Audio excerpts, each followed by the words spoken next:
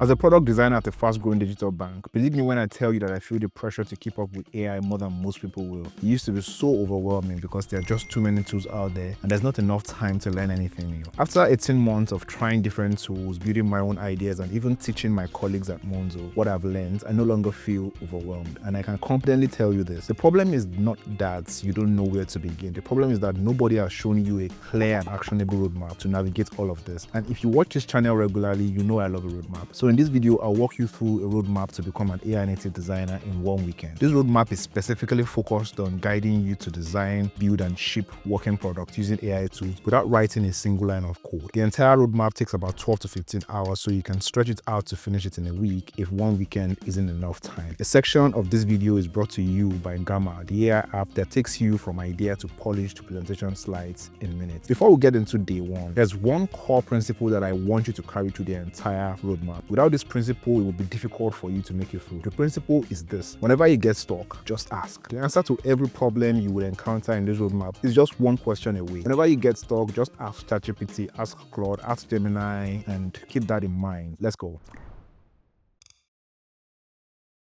On day one, our goal is to build something fun and understand what it feels like to create an AI for the first time. You're probably wondering, why are we jumping straight into building? How about understanding the fundamentals of using AI tools first, or understanding how AI works? Well, my strategy for learning anything is to learn by doing. I'd rather jump in, get stuck, and then figure out why I got stuck than to keep learning and learning without ever applying what I've learned. Now, back to building something fun. I want you to think about using AI tools like molding clay, while designing in Figma is like working with wood or plastic glass. The thing with clay is that clay is forgiving. It allows you to explore as many possibilities as you want, and it does not confine you into a specific form as long as it is wet. With clay, you can mold a pot, turn it into a cup, and then turn it into something else entirely before you fire it, then polish it. Tools like Figma have component libraries and design systems that can feel limiting, which makes you carefully piece things together within the boundaries of what already exists. And that is what it feels like to create with glass or wood. And this sometimes sucks the fun out of the art of designing. With AI, the possibilities are endless, and I want you to approach day one with that energy. You need to be open and curious, and do not be precious about the outcomes of whatever you're building at this stage. The tools you can use for day one are either Lovable, V0, or Figma Make. These tools let you describe what you want to build in plain English, and they generate a working prototype for you. You don't need any coding or hosting environment set up at this stage. Just sign up to any of the tools. If you're a new user, they will give you few credits to try it out. Describe what you want to build and it builds it for you. Here are some examples of what to build on day one. One, you can build a phone calculator with sound effects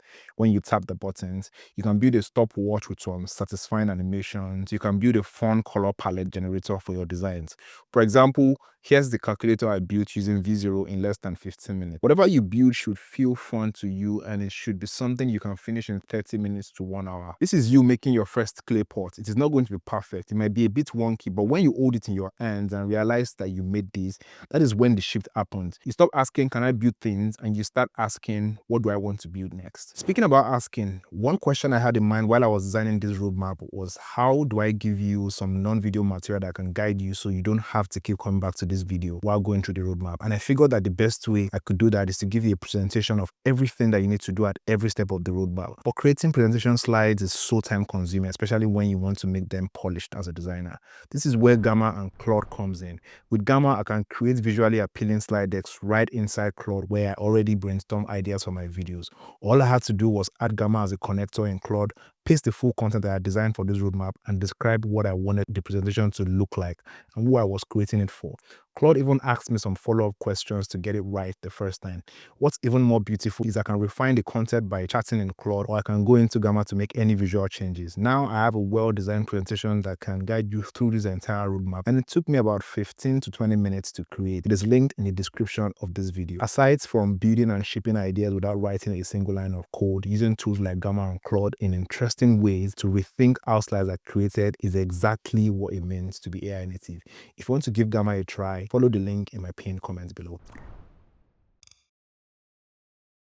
The first half of day 2 is where you learn how to think and plan with AI instead of letting AI do the thinking for you. This step is very important because it lays the foundation for how you interact with AI tools. So that whatever you create with AI reflects your taste, your judgment, and your unique point of view. As we move into the AI era, our roles as designers will evolve from executors to orchestrators. Think of an executor as the handyman on the building site, fixing the screws, sawing the wood, and the orchestrator is the site manager giving the instructions like a creative director. This is the shift that is happening right now. What I have noticed is that most people are still stuck in the ChatGPT era of asking questions, of treating AI like a search engine, the same way they use Google. These tools can do so much more than that. What separates an AI native designer from a traditional designer is that whatever they create with AI still reflects their unique point of view. AI should amplify your ideas and intention and not replace it. To understand how you can think with AI, you need to have clear answers to these 4 questions. Question 1, what should I build? Question 2, why should I build this? Then question 3, what should I do by myself? And then question 4, what should AI do for me? Imagine that you've just hired a new employee. You know that they are talented because you interviewed them, of course, but they do not understand your business the way you do yet. So you take them through an onboarding program. You get them up to speed. Then in their first few weeks, you give them a task to assess their baseline. If you skip the onboarding process, you'll be disappointed in the outcome, no matter how talented they are, except in a few rare cases. This is exactly how to treat AI tools. The onboarding process is just 100 times faster. Thinking with AI means that you are treating it like someone that you've just hired, someone talented but new. If you do not describe what you want clearly, the outcomes, the steps, the constraint that you're already aware of, you will get generic results and you'll be disappointed. And you must also be comfortable with the reality that right now, AI will get you to about 70 to 80% of what you want. Your job is to close the remaining 30% gap with your own judgment. That 30% is your point of view, and I don't want you to outsource it. Here's what the first half of day 2 looks like practically. Start by picking an idea, and I want to give you a very specific filter for the idea. It needs to be something you wish existed, something that solves a personal problem for you, something you will go back to and use every single day. Because there's nothing quite like using something you built yourself and knowing exactly how to make it better. Also, keep the idea simple for now. Don't try to build your own Netflix or Stripe yet. And here's some examples for you. You can build a personal journaling app built exactly for your personality type. You can build a workout planner that fits your actual routine. You can build a Chrome extension that helps you to do something you've always wanted to do in your browser. If you would not use it yourself, then don't build it. After you've picked your idea, the next step is to break it down into its core features and functionalities. This is where you do some of the thinking on your own and then some thinking with AI. What you want to get out of this exercise is a clear product specification, a written document that describes exactly what your product does and how it works. So you can start with a rough sketch of the key screens and interactions. You can sketch it on paper, on FigJam, Figma, or any other whiteboarding tool. Then you can write out a few of the core functionalities of your idea. What is important is getting the idea out of your head into a visual format and a few bullet points of how you believe it should work. So you are giving AI something tangible to understand your idea, not just a sentence in a chat box. For example, when I was building a Chrome extension to help me manage my tabs, I did a quick design in Figma to express the idea visually first. This took me about 30 minutes, but it clearly described what I was trying to achieve. Next, you take that sketch to Claude or ChatGPT and write a product specification document together. This is what I describe as thinking with AI. You've already done the first leg of the thinking by sketching and articulating your idea. Now, you ask ChatGPT or Claude to break it down into the core features and functionality and ask it to challenge your assumptions. Ask it what you might be missing. By the end of this conversation, you should have a clear written product specification document, which is also known as a PRD. It should contain what you're building, why you're building it, who it is for, and what the core functionality is. And here's an example prompt that you can use. I have an idea for a product I want to build. Help me turn this rough idea into a clear product specification that I can use to start building. My idea is, you can describe your idea in 2 to 3 sentences. The rest of this prompt is going to be linked in the description of this video. Now, I know some of you will be tempted to skip the sketching and ideation phase and go straight into building. Please resist that temptation. If you skip it, you're going to have a much harder time in the second half of day 2.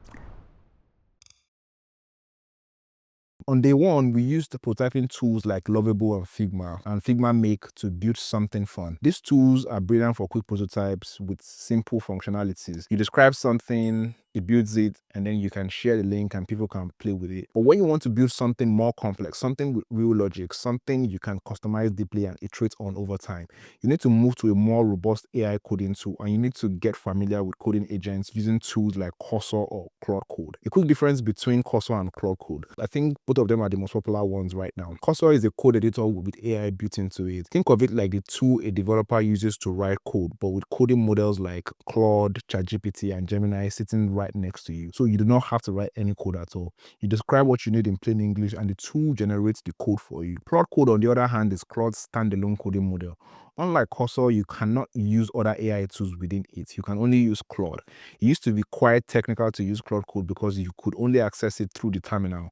But recently, Claude released a desktop app called Claude Co-op, which has been amazing. It now has a code tab that makes it more easier to use as a non-technical person. I am more familiar with Cursor because the interface is much more approachable and less technical, so I recommend downloading Cursor for this phase. So visit the Cursor website and download the app. It is free to download and you will get a few credits to start, but you will need a subscription to get the most value out of it. Just subscribe for 1 month and consider it an investment in your career. In fact, I would say have like 2 to 3 AI subscriptions that are like investments into your career.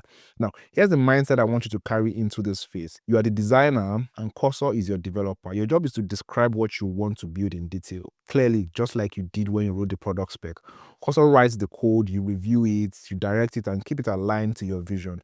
You do not need to know how to code to start, but the more this workflow becomes part of you, the more you will start to understand code, which is actually a good thing. You will find that the Cursor interface is quite intimidating when you first open it, and that's okay. Remember the one principle from the beginning of this video. Whenever you get stuck, just ask. You can ask Gemini, ChatGPT, or switch to ask mode inside Cursor to ask questions about anything that is getting you stuck. Once you download Cursor and create a new project, go to the prompt box and enter this prompt before you do anything else. I'm a product designer with no coding experience. I want to describe this product you want to build in 2 to 3 sentences. The rest of the prompts is linked in the description on this video as well. And if you find the initial setup challenging, I've added a link to a separate YouTube video that will walk you through getting started with Cursor, and you'll find it in the description as well. Your setup may take a while because you may need to go back and forth with Cursor. Be patient. Everyone gets frustrated at this phase, and do not let that discourage you. Once you are done with your setup, it's time to build.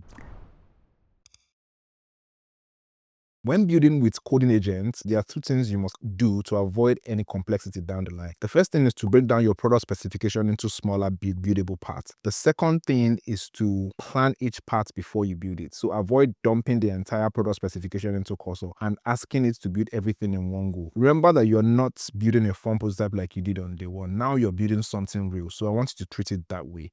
The prompt box in your Cursor has 4 modes. It has the ask mode, the plan mode, the agent mode, and the debug mode. When you have a question, you can use the ask mode. When you want to plan what you need to build, you use the plan mode.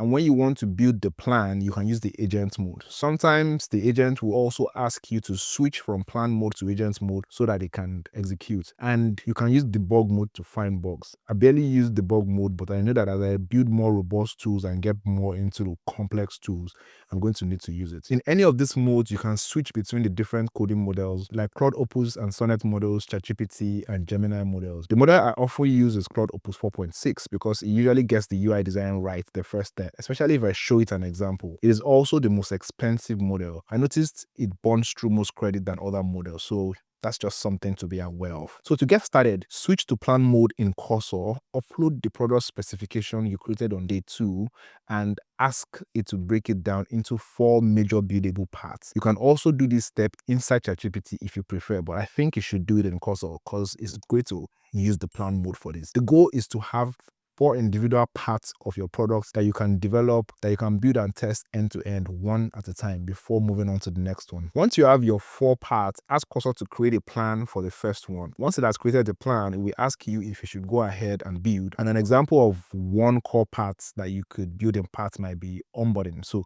every app is going to have like an onboarding, except maybe if it's a Google Chrome extension. So you can build the entire onboarding flow as one part before you move on to the next part. Now, there's something that may frustrate a lot of people during the build phase, and I want to address it head on. It is setting up a local environment. This is where you run your project on your own computer so you can see it in a browser before it is live anywhere. It may sound technical, sometimes it is slightly technical, but the setup prompt I gave you earlier already covers this. Cursor will walk you through it step by step, and I'm mentioning it again because this is how you actually see what Cursor is building for you. There are two core pieces of advice for this entire building phase. The first one is to scope aggressively downward. Focus only on the core functionality that makes your product worth using. Everything else is a distraction right now, so you can always add more things later after you've shipped. The second one is don't be intimidated by code.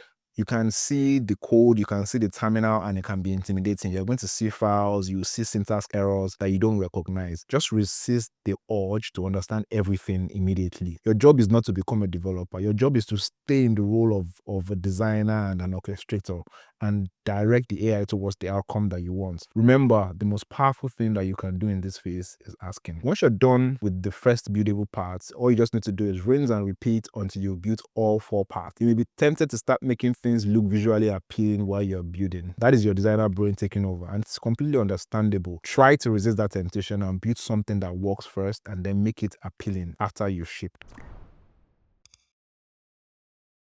You've built your idea, it is working on your computer, but you do not want to stop there. You need to get it out of your local environment into the real world. That might mean deploying it as a web app you can open on your phone. It might mean packaging it as a Chrome extension you use every day. It might also mean sharing it with a few people and watching them use it. Shipping does not mean perfect. Shipping means that it's working well enough that you can use it and well enough that you can learn from using it. The gap between it's working on my computer and it's working in the real world is where most people's first projects die, and I don't want yours to die there. So here's a prompt that will help you get your first project shipped, whether it's a web app that works on any device or a Chrome extension, which is actually the easiest to get live. The best place to enter this prompt is inside Cursor, because Cursor already has all the full context of your project. So here's an example of a prompt that you can use. You can say, I want to ship this product so that I can use it on, and then you insert wherever you want to be able to use your product, and then the rest of this prompt is also linked in the description of this video. Now, this is actually where things get quite interesting, because once you're using something that you've built every day, you start seeing it differently. You notice what isn't working, you notice what is clunky, you notice the interaction that doesn't quite work, and now for the first time you have the ability to fix it. You don't really need to create a ticket or wait for an engineer. You fix it by yourself, and that feeling is what this entire roadmap is all about. This is what it means to be AI native. It is not using every tool that drops. It is not jumping on every new trend. It is understanding where AI removes the ceiling of what you can do and then building above where that ceiling used to be. I really enjoyed making this video. YouTube thinks you would enjoy this one next, and let us see if they know you that well. I'll see you in the video.